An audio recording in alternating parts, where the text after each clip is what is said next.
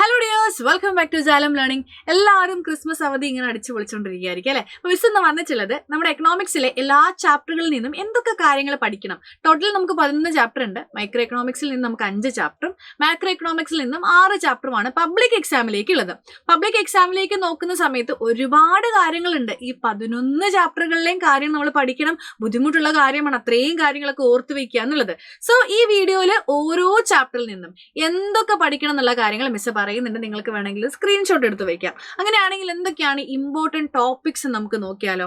ഒന്നാമതായിട്ട് നമ്മുടെ first chapter എന്ന് പറയുന്നത് ഇൻട്രൊഡക്ഷൻ ടു മൈക്രോ എക്കണോമിക്സ് ആണ് അല്ലെ. സൂക്ഷ്മ സാമ്പത്തിക ശാസ്ത്രത്തിനൊരു ആമുഖം. എന്തൊക്കെയാണ് പഠിക്കാനുള്ളത് ഇവിടെ? സെൻട്രൽ എക്കണോമിക് പ്രോബ്ലംസ് എന്തൊക്കെയാണെന്ന് പഠിക്കണം. അതെന്തൊക്കെയാണ്? What to produce, how to produce, or whom to produce. അപ്പൊ ഈ കാര്യങ്ങളൊന്നും 3 കാര്യങ്ങളൊന്നും ഓർത്ത് വെക്കുക നിങ്ങൾ. ഇനി അതേപോലെ തന്നെ എപ്പോഴും സെൻട്രലി പ്ലാൻഡ് എക്കോണമിന്റെയും മാർക്കറ്റ് ഇക്കോണമിന്റെയും ഡിഫറൻസ് ആണ് ചോദിക്കുക. ഡിഫറൻഷിയേറ്റ് ചെയ്യാൻ വേണ്ടിയാ ചോദിക്കുക. മിക്സഡ് എക്കോണമി ഒന്ന് പഠിച്ചു വെക്കുക. അതിനുശേഷം ഈ ചാപ്റ്ററിൽ ഏറ്റവും കൂടുതൽ ഇമ്പോർട്ടന്റ് ആയിട്ടുള്ളത് മൈക്രോ എക്കണോമിക്സും മാക്രോ എക്കണോമിക്സും തമ്മിലുള്ള വ്യത്യാസമാണ്, ഡിഫറൻസ്. അതും ഈ ചാപ്റ്ററിൽ നിന്ന് ഇമ്പോർട്ടന്റ് ആണ്. സോ ഈ 3 ടോപ്പിക്കാണ് മോസ്റ്റ് ഇമ്പോർട്ടന്റ്. എല്ലാ ടോപ്പിക്കിലും മോസ്റ്റ് ഇമ്പോർട്ടന്റ് ടോപ്പിക്സ് ആണ് മിസ് പറയുന്നത്. ഈ ചാപ്റ്ററിൽ നിന്നും ഈ 3 ടോപ്പിക്കുകളാണ് മോസ്റ്റ് ഇമ്പോർട്ടന്റ് ടോപ്പിക്സ് ആയിട്ടുള്ളത്. അടുത്തെന്ന് പറയുന്നത് തിയറി ഓഫ് കൺസ്യൂമർ ബിഹേവിയർ ആണ്. നമുക്കറിയാം വലിയ ചാപ്റ്റർ ആണ്, ഒരുപാട് കാര്യങ്ങളുണ്ട്. ഇവിടെ ഇൻഡിഫറൻസ് കർവിന്റെ ഫീച്ചേഴ്സ് എപ്പോഴും റിപ്പീറ്റഡ്ലി ചോദിക്കുന്ന ഒരു ചോദ്യമാണ്. അതിനുശേഷം budget line equation, horizontal intercept, vertical intercept, budget line വരയ്ക്കാൻ ഇമ്പോർട്ടന്റ് ആണ്. അതിനുശേഷം കൺസ്യൂമർ ഇക്വിലിബ്രിയം ഉണ്ട്. കൺസ്യൂമർ ഇക്വിലിബ്രിയം എന്ന് പറയുന്ന സമയം നമുക്കറിയാം അല്ലെ, കൺസ്യൂമർ എപ്പോഴാണ് ഇക്വിലിബ്രിയത്തിലാകുന്നത്? ബഡ്ജറ്റ് ലൈൻ ഇൻഡിഫറൻസ് കർവിന് ടാൻജന്റ് ആകുന്ന സിറ്റുവേഷനിലാണ്. ടാൻജന്റ് എന്ന് പറയുന്നത് ഇന്റർസെക്ട് ചെയ്യുന്ന, കൂട്ടിമുട്ടുന്ന സിറ്റുവേഷനിലാണ്. അപ്പോൾ അവിടെ നിങ്ങൾ ഓർത്ത് വെക്കണം, ഡയഗ്രാം വരയ്ക്കാൻ ഓർത്ത് വെച്ചിരിക്കണം. എന്താണ് കൺസ്യൂമർ ഇക്വിലിബ്രിയം എന്ന് എഴുതാൻ കൂടി അറിഞ്ഞിരിക്കണം. പിന്നെ price elasticity of demand. 5 elasticity ഉണ്ട് അല്ലെ. ഇലാസ്റ്റിക്, ഇൻഇലാസ്റ്റിക്, പിന്നെ perfectly elastic, perfectly inelastic, unitary elastic. ഇത് പെർസെൻറ്റേജ് മെത്തേഡിൽ പ്രോബ്ലം ചെയ്യാനുള്ള ക്വസ്റ്റ്യൻ എപ്പോഴും ചോദിക്കും. പെർസെൻറ്റേജ് മെത്തേഡ് ഒന്ന് അതിൻ്റെ ഒരു പ്രോബ്ലം ചെയ്യാൻ നിങ്ങൾ അറിഞ്ഞിരിക്കണം. മിസ് ഈ വീഡിയോയിൽ ഇതിൻ്റെ കാര്യങ്ങളൊന്നും എക്സ്പ്ലനേഷൻ കാര്യങ്ങളൊന്നും പറയുന്നില്ല. എന്തൊക്കെ പഠിക്കണമെന്ന് മാത്രമേ പറയുന്നുള്ളൂ. മോസ്റ്റ് ഇമ്പോർട്ടൻറ്റ് ടോപ്പിക്സ് കേട്ടോ. അതേപോലെ തന്നെ പ്രൊഡക്ഷൻ കോസ്റ്റ് എന്ന് പറയുന്ന ചാപ്റ്റർ വലിയ ചാപ്റ്റർ ആണ്. അവിടെ നമുക്ക് TP, AP, MP കണ്ടുപിടിക്കാനും അതിൻ്റെ ഗ്രാഫ് വരയ്ക്കാനും അറിഞ്ഞിരിക്കണം.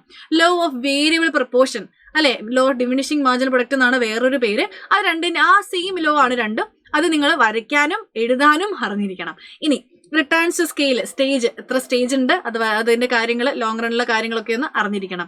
ഇനി കോസ്റ്റ് കർവ് എന്ന് പറയുന്നത് അതിന്റെ റിലേഷൻഷിപ്പ്, അതായത് TC, TFC, അതിന്റെ റിലേഷൻഷിപ്പിനല്ല ഏറ്റവും കൂടുതൽ ഇമ്പോർട്ടൻസ്. SAC, SMC പോലുള്ള റിലേഷൻഷിപ്പിനാണ് ഏറ്റവും കൂടുതൽ ഇമ്പോർട്ടൻസ്. അത് നിങ്ങൾ അറിഞ്ഞിരിക്കണം. പിന്നെ TCയും TVCയും TFCയും ACയും SMCയും AFCയും ഒക്കെ കണ്ടുപിടിക്കാൻ നിങ്ങൾ അറിഞ്ഞിരിക്കണം. ഓരോന്നിന്റെയും ഇക്വേഷൻ ഇമ്പോർട്ടന്റ് ആണ്. ഇക്വേഷൻസ് മാത്രമായിട്ട് നമ്മൾ വീഡിയോസ് ഒക്കെ ചെയ്തിട്ടുണ്ട്. ഗ്രാഫുകൾ മാത്രമായിട്ടൊക്കെ വീഡിയോസ് ചെയ്തിട്ടുണ്ട് കേട്ടോ. ഇനി 4ാമത്തെ ചാപ്റ്റർ എന്ന് പറയുന്നത് theory of form and perfect competition ആണ്. അതും വലിയ ചാപ്റ്റർ ആണ്. ഇവിടെ പെർഫെക്റ്റ് കോമ്പറ്റീഷന്റെ ഫീച്ചേഴ്സ് റിപ്പീറ്റഡ്ലി ചോദിക്കുന്ന ചോദ്യമാണ്. പ്രോഫിറ്റ് മാക്സിമൈസേഷൻ 3 കണ്ടീഷൻസ്, ഷോർട്ട് റണ്ണും ലോങ് റണ്ണും വിത്ത് ഡയഗ്രാം വരയ്ക്കാൻ അറിഞ്ഞിരിക്കണം. TRഉം ARഉം MRഉം. ഇതിൽ TR കണ്ടുപിടിക്കാൻ ചോദിച്ചു കണ്ടിട്ടുണ്ട്.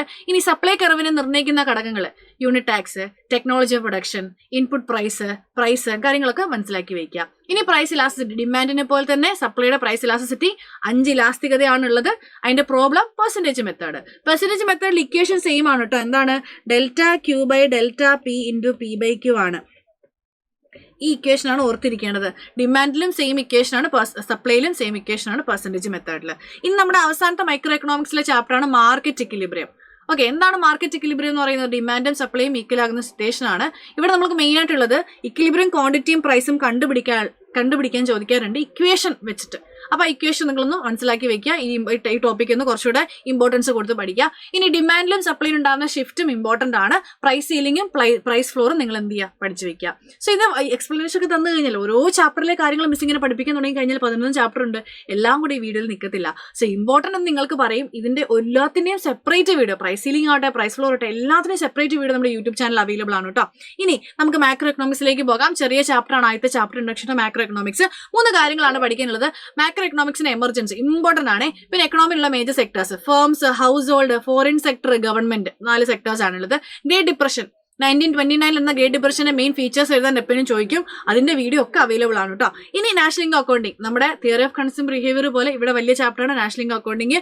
6 ടോപ്പിക്കുകൾ ഇവിടെ മെയിനായിട്ട് പഠിക്കണം. ഒന്ന് സർക്കിൾ ഫ്ലോ ഓഫ് ഇൻകം, സ്റ്റോക്കും ഫ്ലോയും, നാഷണൽ ഇൻകം കാൽക്കുലേറ്റ് ചെയ്യാനുള്ള methods, GDP deflator, GDP welfare തമ്മിലുള്ള ബന്ധം, പിന്നെ NNP-MP, NNP-FC, GDP-MP, GDP-FC, GNP-MP, GNP-FC, ഇങ്ങനെ ഒരുപാട് FCയും MP-യും കണ്ടുപിടിക്കാൻ കൂടെ പഠിച്ചിരിക്കണം.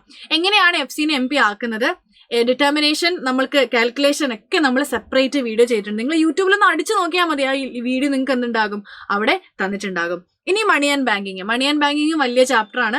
ബാർട്ടർ സമ്പ്രദായത്തിന്റെ പരിമിതികൾ ചോദിക്കാറുണ്ട്.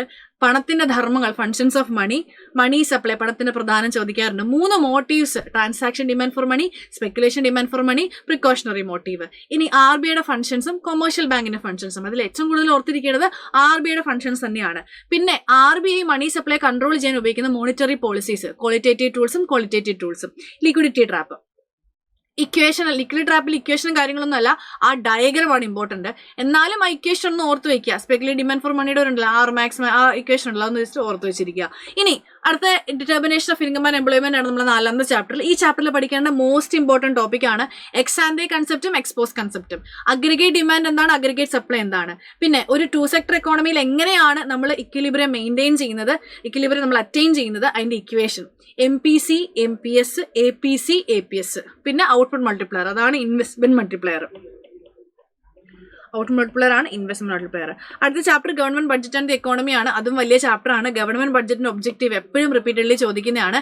ടൈപ്സ് ഓഫ് ബഡ്ജറ്റ്, ബഡ്ജറ്റിന്റെ എലമെന്റ്സ് ചാർട്ടിൽ നിങ്ങൾക്ക് പഠിപ്പിച്ച് തന്നിട്ടുണ്ട്. ആ ചാർട്ട് കൃത്യമായിട്ട് പഠിപ്പിച്ച് വെക്കുക. അതിന്റെ വീഡിയോസ് ഒക്കെ ഓൾറെഡി അവൈലബിൾ ആണ്, വീണ്ടും ചെയ്യുന്നതാണ് കേട്ടോ. ഇനി government expenditure multiplier, tax multiplier ഒക്കെ പഠിക്കണം. പിന്നെ 3 ഡെഫിസിറ്റുകൾ, റവന്യൂ, ഫിസ്ക്കൽ, പ്രൈമറി. ഇത് മോസ്റ്റ് ഇമ്പോർട്ടന്റ് ആണ്. മിസ് എന്തിനാ ഇതൊക്കെ പറയുന്നത് മിസ്, നിങ്ങൾ ചോദിക്കുന്നത്, നിങ്ങൾ മിസ് ഇങ്ങനെ പറഞ്ഞു പോലെ ഞങ്ങൾ എങ്ങനെയാ പഠിക്കുക? ഇത് നിങ്ങൾ മെയിൻ ആയിട്ട് നിങ്ങൾ പഠിക്കുമ്പോൾ ഇമ്പോർട്ടൻസ് കൊടുത്ത് പഠിക്കേണ്ട കാര്യങ്ങളാണ്. ഈ കാര്യങ്ങളൊക്കെ മിസ് എക്സ്പ്ലെയിൻ ചെയ്യാൻ നിന്ന് കഴിഞ്ഞാൽ എത്ര മണിക്കൂർ പോകും? മാരത്തോൺ ഒക്കെ നമ്മൾ എത്ര മണിക്കൂറാണ്? 4-5 മണിക്കൂർ. അപ്പോൾ 11 ചാപ്റ്ററിന്റെ എക്സ്പ്ലനേഷൻ അവിടെ കൊടുക്കാൻ നിന്ന് കഴിഞ്ഞാൽ ഒരു 10-20 മണിക്കൂർ അങ്ങനെ പോകും.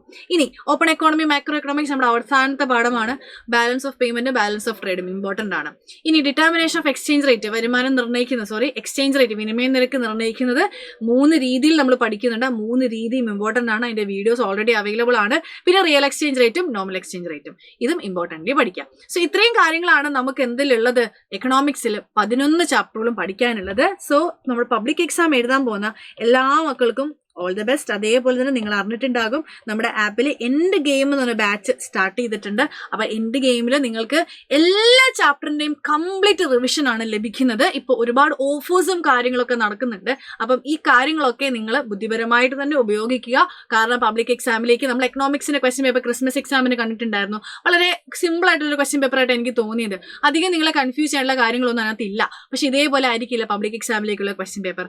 കുറച്ച് ടഫ് ആവാനുള്ള ചാൻസ് വളരെ കൂടുതലാണ്. സോ അതിലേക്ക് നല്ലോണം പഠിക്കണമെങ്കിൽ ഇങ്ങനെ എന്തെങ്കിലും ഒരു ബാക്ക് സപ്പോർട്ട് നിങ്ങൾക്ക് ഉണ്ടാവണം. അങ്ങനെ നമുക്ക് യുവ ബാച്ചിൽ എൻ ഗെയിം ബാച്ച് സ്റ്റാർട്ട് ചെയ്തിട്ടുണ്ട്. അതിന്റെ ഡീറ്റെയിൽസും കാര്യങ്ങളൊക്കെ നമ്മുടെ യൂട്യൂബ് ചാനൽ ഇങ്ങനെ പോയിക്കൊണ്ടിരിക്കുകയാണ്. സോ നിങ്ങൾ അത് നോക്കുക, ആപ്പില് പർച്ചേസ് ചെയ്യുക. അവിടെ നമുക്ക് മെറ്റീരിയൽ വൈസ് ആണ് നമ്മൾ പഠിക്കുന്നത്. നിങ്ങൾക്ക് ഷോർട്ട് നോട്ട്സ്, എല്ലാ ചാപ്റ്ററിന്റെയും ഷോർട്ട് നോട്ട്സ് ഉണ്ടാകും. ആപ്പിലെ മക്കൾക്ക് അത് ഫ്രീ ആയിട്ട് ലഭിക്കുന്നതാണ്. പക്ഷേ പുതിയതായിട്ട് ആപ്പിൽ ജോയിൻ ചെയ്യുന്ന ആൾക്കാർക്ക് ഒരു ചെറിയ പൈസ അടച്ചാൽ മതി. എനിക്കൊന്ന് ഇപ്പോൾ ഓഫർ പോകുന്നത് കൊണ്ട് നിങ്ങൾക്ക് പൈസ കുറവാണ്. സോ അതൊക്കെ മാക്സിമം യൂട്ടിലൈസ് ചെയ്യാൻ ശ്രമിക്കുക. അപ്പോൾ all the best.